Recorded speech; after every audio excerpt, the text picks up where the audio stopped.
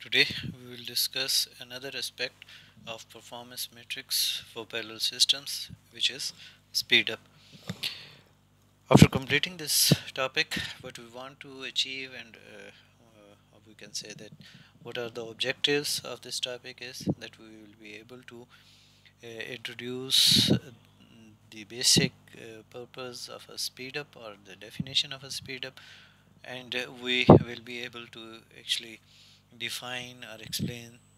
the speed up within certain examples. Now, first, the speed up. Speed up is the ratio of time taken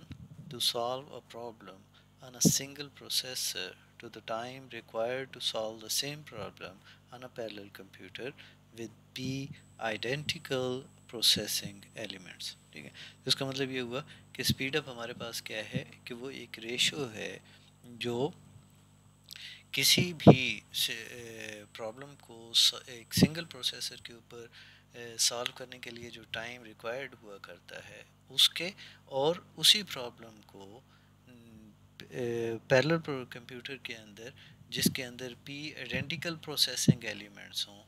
उनके ऊपर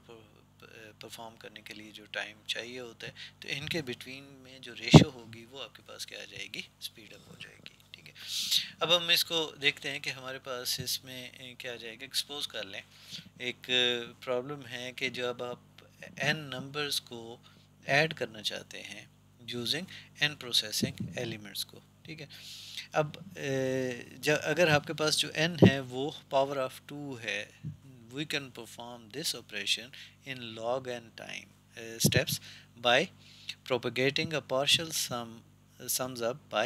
a logical binary tree of the processors. ठीक है, कि बुनियादी तौर के ऊपर अगर आपके पास वो 2 का मल्टीपल है तो उस सूरत में वो एक क्या बन जाएगा, बाइनरी ट्री के फॉर्मेट में आ जाता है और हम उसको में कन्वर्ट कर सकते हैं. और बेसिकली हम उसको जब आएंगे और जब हम ट्री के फॉर्मेट में कन्वर्ट कर देते हैं तो उस सूरत में उसका जो टाइम आपके पास हुआ करता है वो आपके पास क्या हो जाता है, लॉग फॉर्मेट में आ जाता है. लॉग ऑफ एन आपको चाहिए होता है.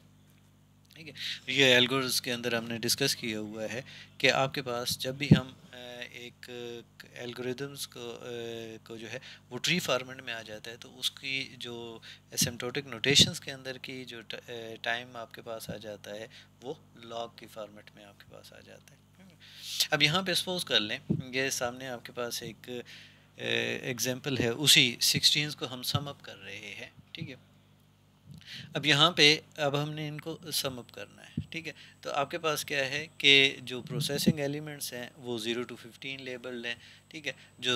16 नंबर ऐड करने हैं वो आपके पास उसमें सर्कल्ड है, वो भी यहाँ पे हमने 0 to 15 ही रखे हुए हैं. एग्जांपल है सिंपल सी आपके पास. ठीक है, अब यहाँ पे जब हम कोई सी भी दो को ऐड करते हैं, the sum of numbers with consecutive labels from i to j is denoted by summation sign है फ्रॉम आई टू जे. ठीक है,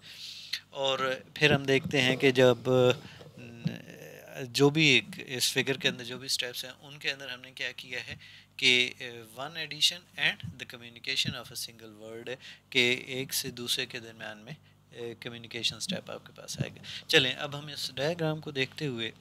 थोड़ा सा एक्सप्लेन करते हैं. पहले स्टेप के अंदर देखें जहाँ पे आपके पास क्या है कि इनिशियल डाटा डिस्ट्रीब्यूशन है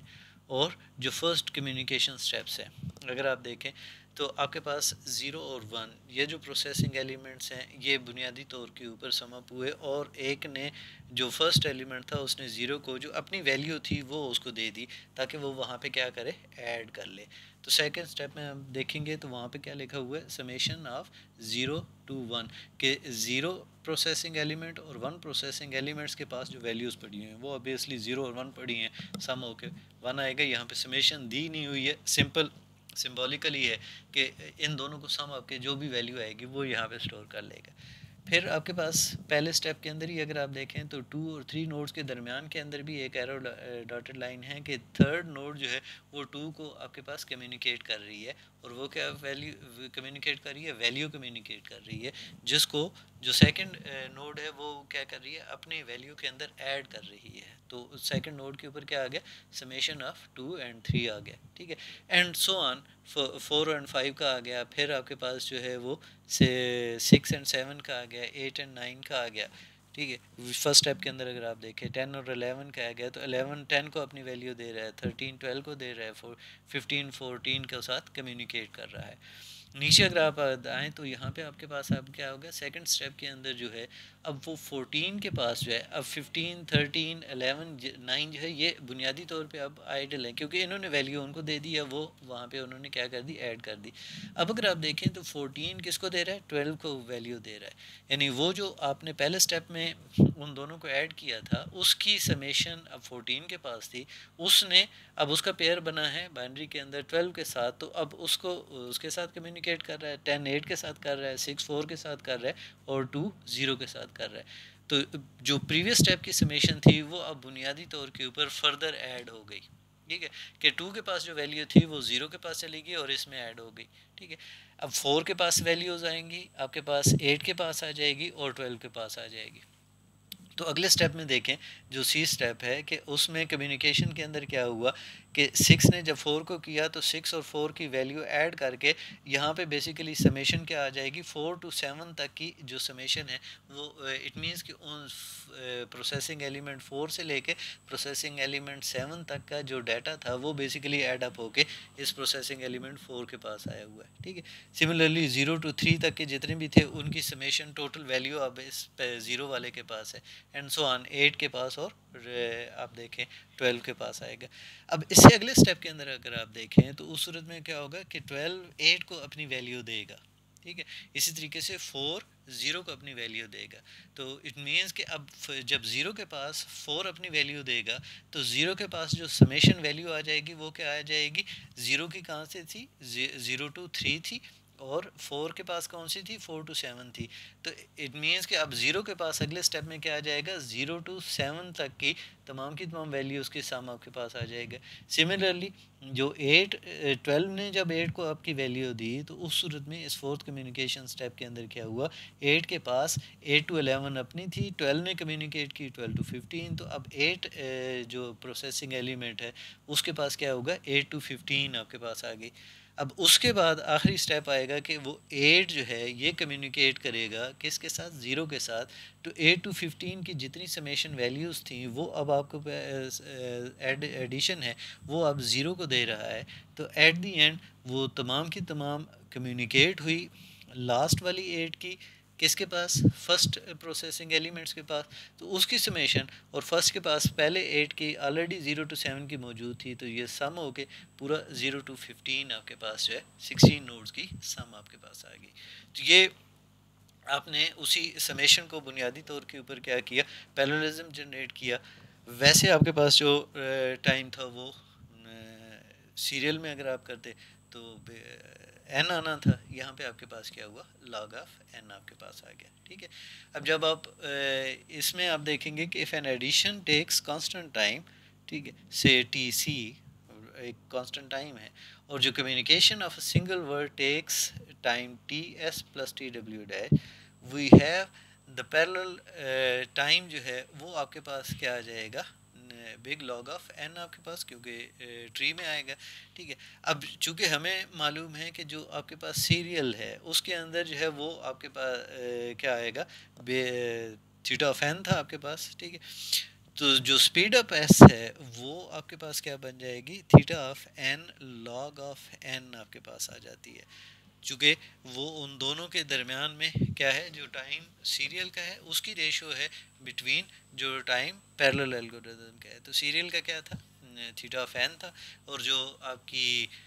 पैरेलल का था वो theta of log of n था। तो इनकी बिटवीन जो रेशो आएगी वो क्या आएगी, theta of n divided by log of n के। अब यहाँ पे जब हम इसी स्पीड अप की बात करते हैं तो for a given problem there might be many serial algorithms available, ठीक है। These algorithms may have different asymptotic run times and may be parallelizable to different degrees, ठीक है। अब यहाँ पे यानी एक ही प्रॉब्लम है उसको डिफरेंट हम एल्गोरिदम्स के साथ जो है वो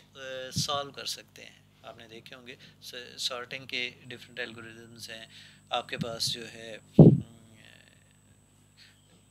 इसी तरीके से सर्चिंग के डिफरेंट एल्गोरिदम्स आपके पास मौजूद हुआ करते हैं। तो हर एक के आपके पास जो है वो डिफरेंट मेकनिज़म्स हैं, चूँकि उनके जो एग्जीक्यूशन मेथडोलॉजी है वो आपके पास डिफरेंट हुआ करती है। तो उसी की बेस के ऊपर जो है आप उसको जो पैरेललाइज करते हैं या उसमें पैरेललिज्म जो जनरेट करते हैं, तो वो डिफरेंट डिग्री के ऊपर आपके पास आ जाती है, ठीक है।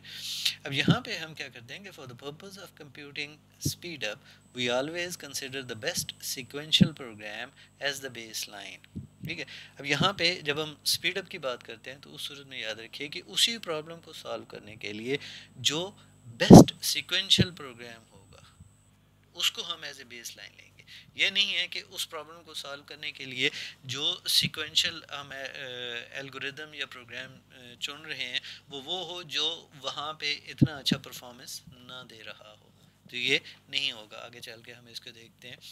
Consider the problem of parallel bubble sort, ठीक है। अब हम देखते हैं कि बबल सॉर्ट जो है सॉर्टिंग एल्गोरिदम है, ठीक है। तो हम उसमें कि जो सीरियल टाइम है, अब ये सपोज कर रहे हैं कि सपोज कर लें कि एक जो सीरियल टाइम है फॉर बबल सॉर्ट जो है वो 150 सेकेंड है।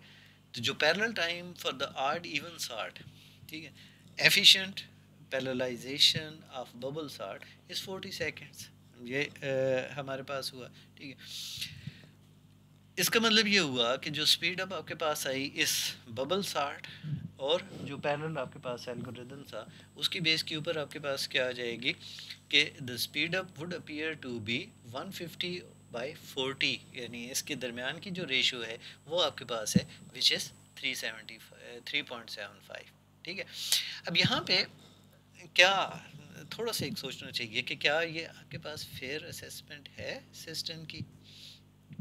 क्योंकि सीरियल के अंदर 150 वो आपके पास बेसिकली क्या है, एक लॉन्गेस्ट टाइम आपके पास ले रहा है, ठीक है। तो ये आपके पास क्या आ जाएगी, उसकी फेयर असेसमेंट आपके पास जो है वो नहीं आ रही है। क्यों? क्योंकि आपके पास एक और एल्गोरिदम है, एक आपको उसका हम क्या कह देते हैं, क्विक सॉर्ट आपके पास हुआ करता है, ठीक है। अगर क्विक सॉर्ट जो है वही उसी प्रॉब्लम के लिए 30 सेकंड्स ले रहा है, ठीक है, तो उसका मतलब ये होगा कि जो स्पीड अप आपके पास टाइम है वो क्या है 30/40.75, ठीक है। अब ये आपके पास जो है आपके सिस्टम की ज़्यादा रियलिस्टिक असेसमेंट हुआ करती है as compared to the previous one, ठीक है। कि आपने इसका मतलब है कि बेस लाइन का जो आपने लेना है, जो सीरियल एल्गोरिदम लेना है, वो हमने कौन सा लेना है, जो बेस्ट परफॉर्मेंस दे रहा है उसमें से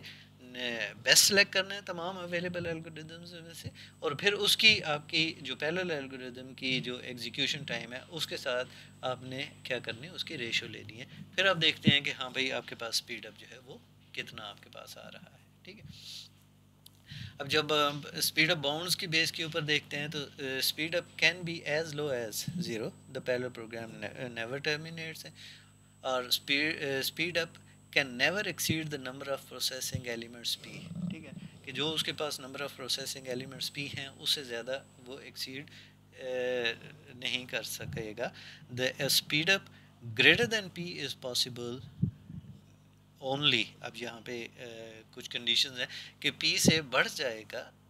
किस कंडीशन के तहत, ठीक है, only if each processing element spends less than time t S over P solving the problem, कि अगर आपके पास जो है वो जो प्रोसेसिंग एलिमेंट्स हैं वो t s divided by P से लेस जो है वो टाइम ले सॉल्व करने के लिए, तो फिर आपके पास जो स्पीड अप है वो पी से क्या हो जाएगा, बढ़ जाता है, ठीक है। और ये बुनियादी तौर के ऊपर ऑप्टिमाइजिंग की बेस के ऊपर आप इसको गेन कर सकते हैं कुछ सर्टेन सिचुएशंस के अंदर। In this case a single processor could be time slided to achieve a faster serial program which contradicts our assumptions of faster serial program as basis for speed up, ठीक है। अब हम देखते हैं कि आपके पास जो है सुपर लीनियर स्पीड अप्स आपके पास क्या हुआ करते हैं, ठीक है। अब हमारे पास है कि the phenomenon when the speed up becomes greater than p is known as superlinear speed up. अभी जब हमने बात की कि क्या वो p से बड़ा हो जाएगा, तो अगर वो उस किस्म का आ जाए तो उस सूरत में हम क्या कह देते हैं, हम उसको नाम दे देते हैं कि ये क्या है, सुपर लीनियर स्पीड अप आपने गेन की है। ठीक है, इसमें आपके पास क्या है कि one reason of super linearity is that the parallel version does less work than corresponding serial algorithm. ठीक है, आपके पास आ जाएगा कि जब सुपर लीनियर स्पीडअप्स की बात कर रहे होते हैं तो उस सूरत में क्या होगा कि रिसोर्स बेस्ड सुपर लीनियरिटी आपके पास कैसे गेन करते हैं कि the higher aggregate cache or memory bandwidth can result in better cache hit ratios and therefore superlinearity जो है वो हम अचीव कर लेते हैं। ठीक है, फिर हमारे पास क्या आ जाता है, इसके एग्जांपल हमारे क्या क्या है कि अगर processor with 64 KB of cache yields an 80% hit ratio. If two processors are used, since the problem size or processor is smaller, the hit ratio goes up to 90%. Of the remaining 10% excess, 88% comes from local memory and 2% from remote memory. ठीक है, तो ये हमारे पास है कि अगर आप उसकी जो प्रोसेसर है जो उसकी 64 KB की कैशे है, तो उसमें आपके पास क्या बन जाता है, वो 80% जो है वो हिट रेशो आपके पास बुनियादी तौर पे ये हम किसकी बात कर रहे हैं, वो कैशे और मेमोरी की आपके पास है। ठीक है, कि जब आपकी कैशे हिट रेशो आप बेहतर दे रहे हैं तो उस सूरत में आपकी सुपर लीनियरिटी आप गेन कर सकते हैं, क्योंकि अब आपको क्या करना पड़ रहा है, वो जो वेट टाइम था, वे आइडल टाइम था कि प्रोसेसिंग एलिमेंट आइडल है, क्यों, क्योंकि मेमोरी से आप डाटा क्या कर रहे हैं, लोड कर रहे हैं, तो वो उसी वक्त आएगा कि जब आपके पास कैशे में नहीं था और मेमोरी से लोड करके लेके आ रहे हैं। जब आपके पास कैशे के अंदर मैक्सिमम आपके पास अगर कैशे साइज़ बड़ा है तो इट मीन्स कि अब आप क्या कर सकते हैं, मैक्सिमम जो है वो वहाँ पे लोड कर सकते हैं, तो उस सूरत में जो कैशे हिट रेशो है वो बढ़ जाएगी और आपकी जो स्पीड अप है, जो परफॉर्मेंस है वो ऑटोमेटिकली जो है वो क्या हो जाएगी, आपके पास बेहतर हो जाएगी। If DRAM access time is 100 nanoseconds, cache access time is 2 nanoseconds, and remote access time is 400 nanoseconds, this corresponds to a speed up of 2.43. अब यहाँ पे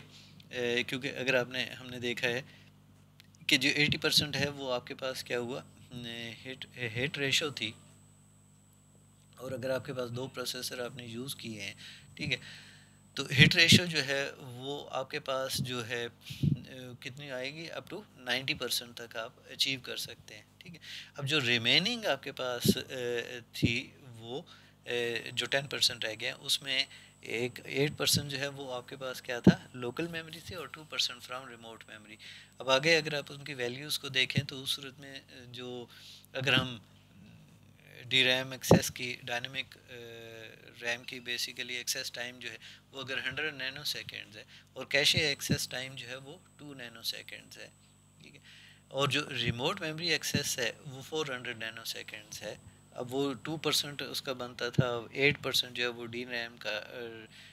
वाला पोर्शन बन रहा है, और रिमेनिंग 90% जो है वो 2 नैनो सेकेंड वाला बन रहा है। तो आपकी जो स्पीड अप है वो आपने क्या की है, वो 2.43 गेन कर ली है।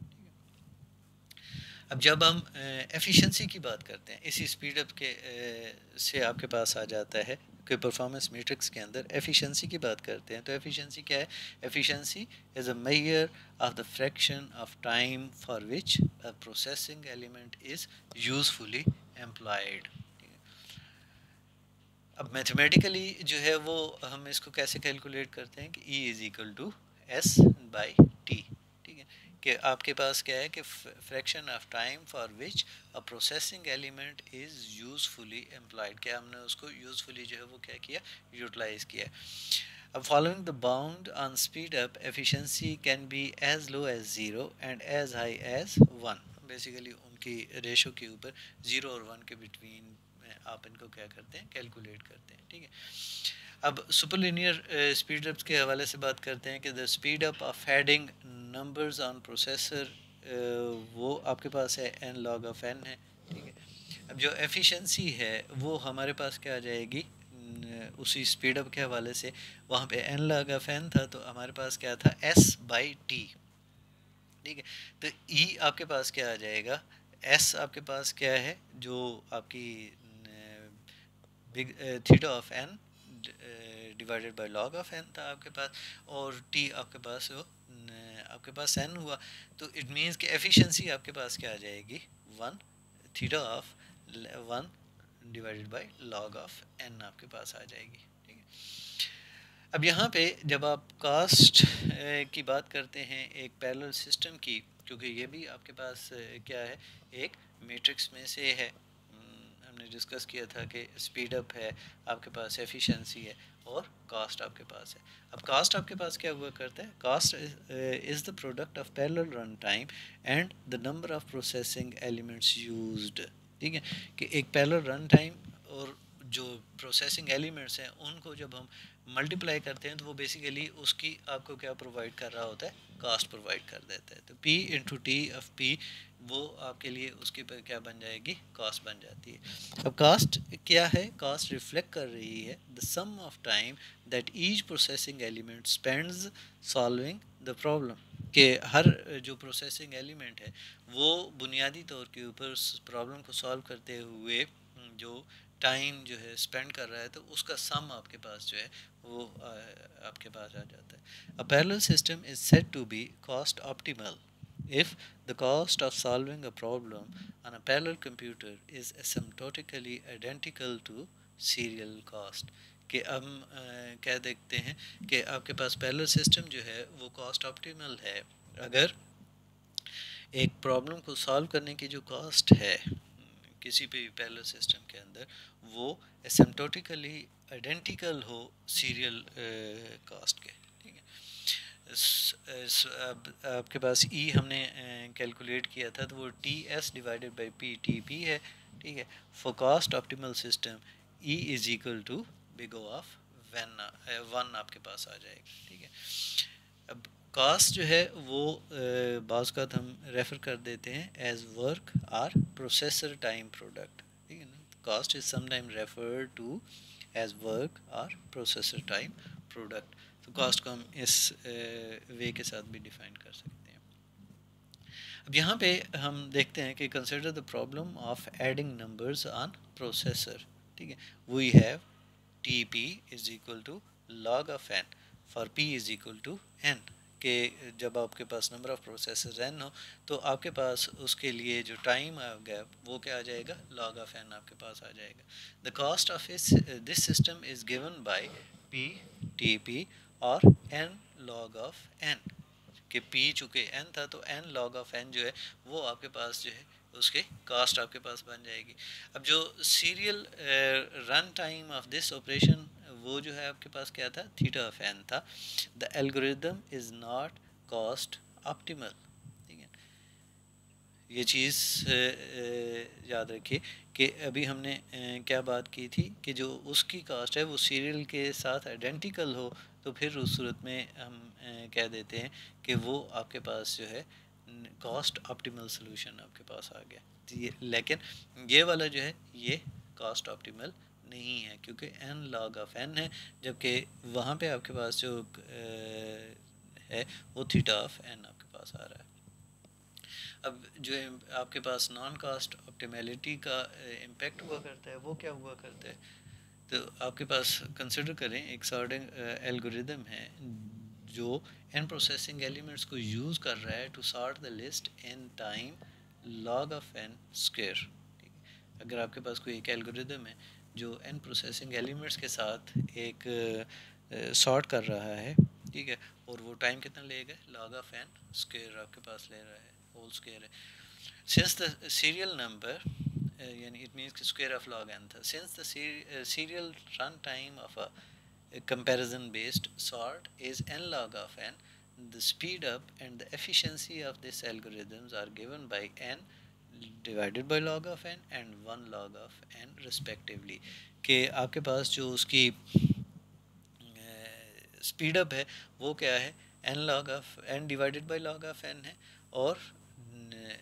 वन log ऑफ n जो है वो उसकी आपके पास क्या आ जाएगी, एफिशिएंसी आपके पास आ जाती है। The PTP product of this algorithm is n into square of log of n, whole square है, log ऑफ n का स्क्वायर है आपके पास, ठीक है। This algorithm is not cost optimal but only for a factor of log of n, यानी ये बुनियादी तौर के ऊपर कॉस्ट ऑप्टिमल नहीं है, लेकिन कितना, वो आपके पास जो फैक्टर है log ऑफ n बेसिकली उसके बेस के ऊपर जो है वो हम कह सकते हैं कि ये कॉस्ट ऑप्टिमल नहीं है, ठीक है।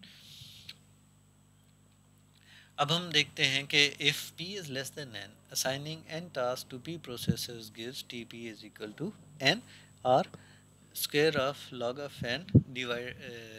divided by p आपके पास, ठीक है। अब जो कॉरस्पॉन्डिंग स्पीड अप है ऑफ दिस फार्मूलेशन वो आपके पास क्या आ जाएगी, p डिवाइडेड बाय